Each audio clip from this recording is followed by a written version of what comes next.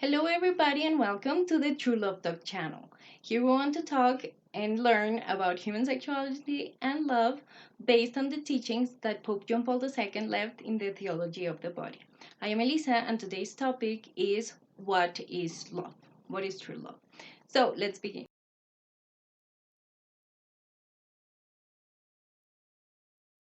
Okay, so in the last video, I told you that on this video we were going to talk about what does it mean to have chastity with God.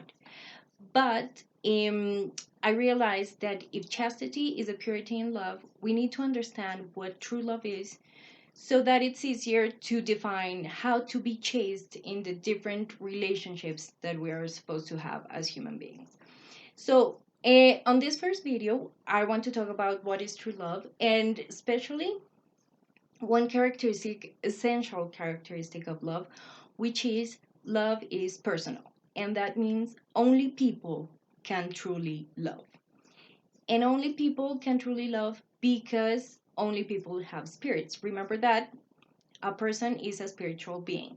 And that means any being that has a spirit is a person, which means human beings are people because we are spiritual beings. But God has a spirit too, and that makes him three people, three different people. And we're supposed to love him as well, right?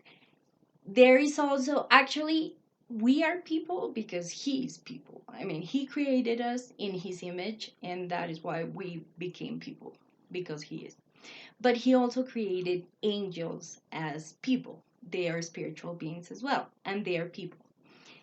But not only human beings, only people can love because love requires a reflective conscience. So a conscience is the science of oneself. Science is understanding something, right? But now we're not going to understand what is outside in the world. In the conscience, we understand ourselves. And it means that the being is doing a flexion upon itself, right? Like doing, I don't know how you call that, abs, bueno, those abdominal exercises that we do, a flexion, right? So the intelligence is doing a flexion upon itself. The first flexion that any being can do is of the state, their own state. So I can think I am thirsty and I go and have some water, right? This is the first kind of flexion, and as you can see, animals have it too. They can, yeah, they understand what they are feeling, or yes, and feeling not in the sense of feelings, but in the sense of sensations. They can understand them. But then people do a second flexion. That is why it's a reflection to have, to do the flexion again. And here we don't only understand that I am thirsty, but I also understand I am that being that is thirsty. And so I become clear to myself. I am able to understand myself.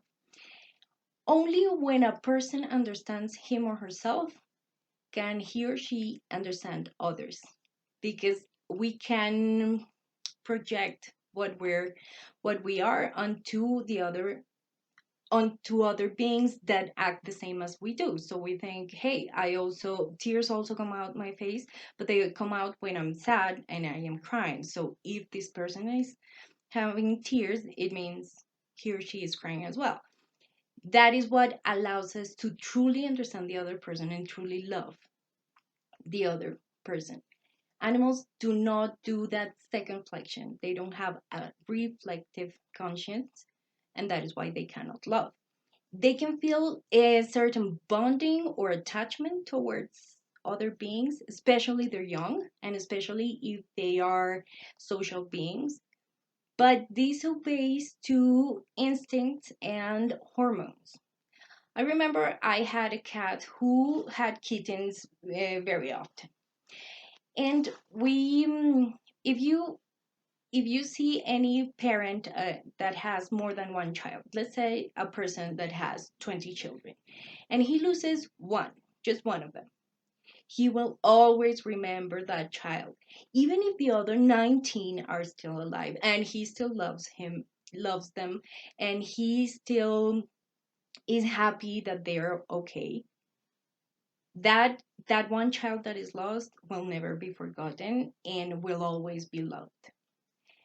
In my cat's case, she would have lots of kittens, and we would start taking them out one by one because we were able to place them or sell them one by one.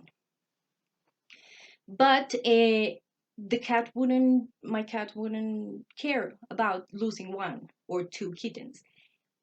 My cat would only start crying, and it would be crying because it was meowing for 2 days straight when all of the kittens were gone.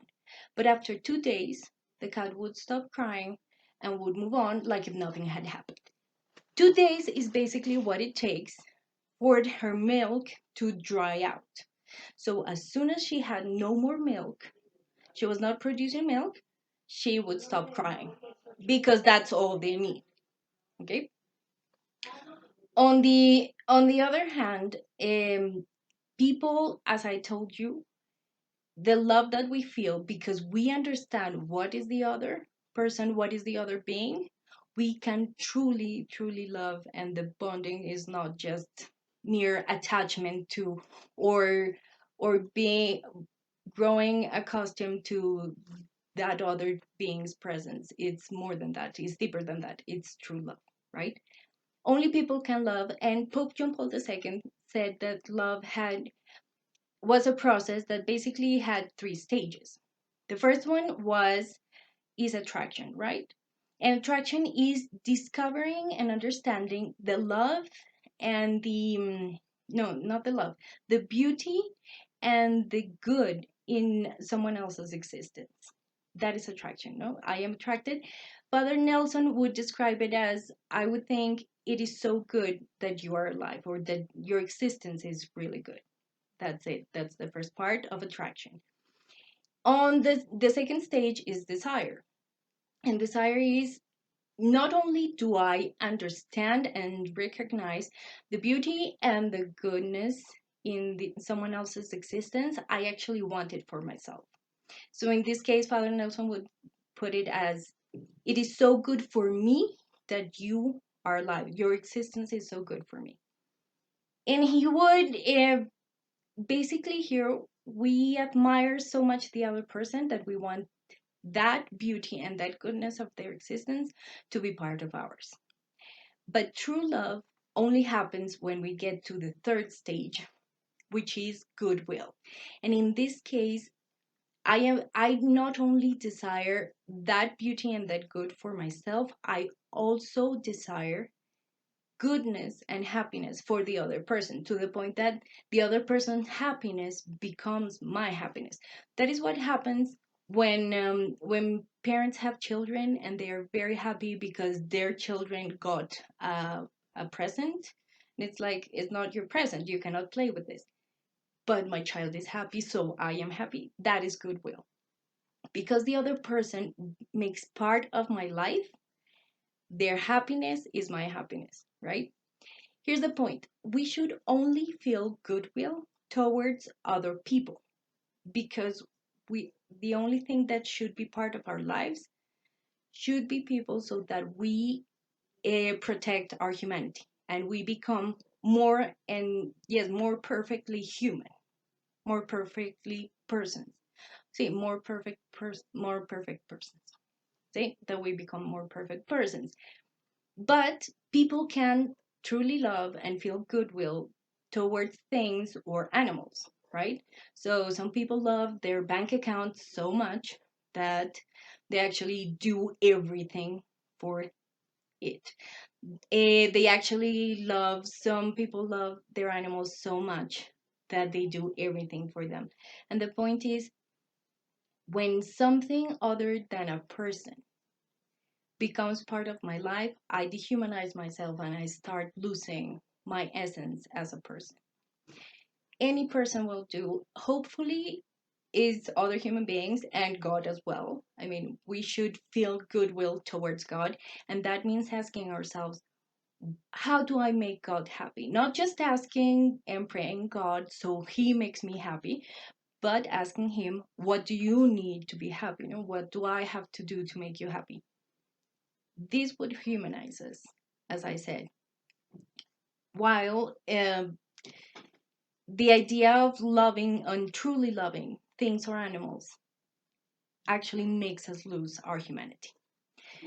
So, love, Pope John Paul II also said that love had four basic characteristics. But love is total, is free, is faithful, and is fruitful. So on our next video, we're going to talk about what does it mean that love is free. Yes, we're going to start with freedom. Why does God get? Why does love need to be free? Well, I'm very glad that you decided to stay until the end of the video. If you have any questions or any comments, please write them in the comment section below. I will try to answer them as soon as possible. And well, see you in the next video. Have a nice day. Lots of blessings for everybody. Bye.